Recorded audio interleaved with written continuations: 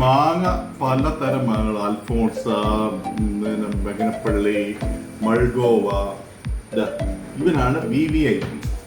നമ്മളൊക്കെ അധികം കൃഷി ചെയ്യാത്തൊരു സാധനമാണ്. പക്ഷെ ഇത് ടേസ്റ്റ് ഒരിക്കൽ ചെയ്ത ഇമാം പസന്ദ്, മഹാരാജ പസന്ദ്, ഇമാം പസന്ദ്, അങ്ങനെ കുറേ പസന്ദ് മാങ്ങകളുടെ നോർത്ത് ഇന്ത്യയിലുണ്ട്. അതിലൊരു VVIP ആണ് ഇമാം പസന്ദ്. ഈ ആളുടെ ഒരു പ്രത്യേകത വെച്ചാൽ നമുക്ക് ഇതിനെ കട്ട് ചെയ്ത് നോക്കാം.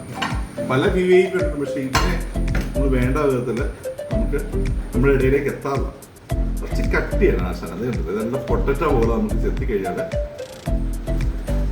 പിന്നെ നമുക്ക് ചെത്തിക്കഴിഞ്ഞാൽ ഒരു പൊട്ടറ്റോ ഷേപ്പാണ്. നല്ല പേരിക്ക പോലെ ഒരു ഇതാണ്.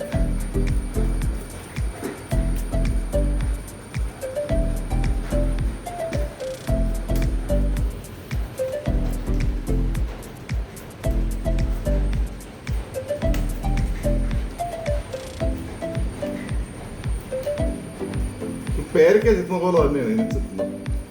എനിക്ക് അതുപോലെ ഒരു സ്റ്റൈലായിട്ടാണ് ഒരു പകുതി എത്തിയിട്ട് ഇവനെ നമുക്ക് അങ്ങ് ബോക്സാണ് ഒരുത്തൻ കൈ നീട്ടുന്നുണ്ട്. എനിക്ക് വിശ്വാസമില്ലായിരുന്നു കൊടുക്കാൻ കൊടുത്താൽ പിന്നെ പ്രശ്നമുണ്ട്.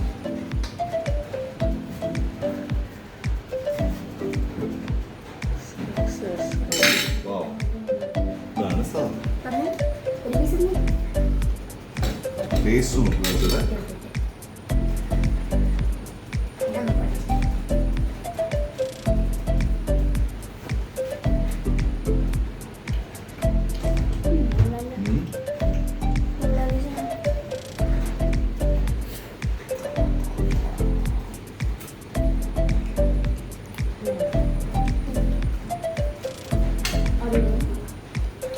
നല്ലൊരു നല്ല പേരയ്ക്കൊക്കെ കട്ട് ചെയ്തിരിക്കുന്നത് നല്ല ഒരു പ്രത്യേക ഒരു അനുഭവം.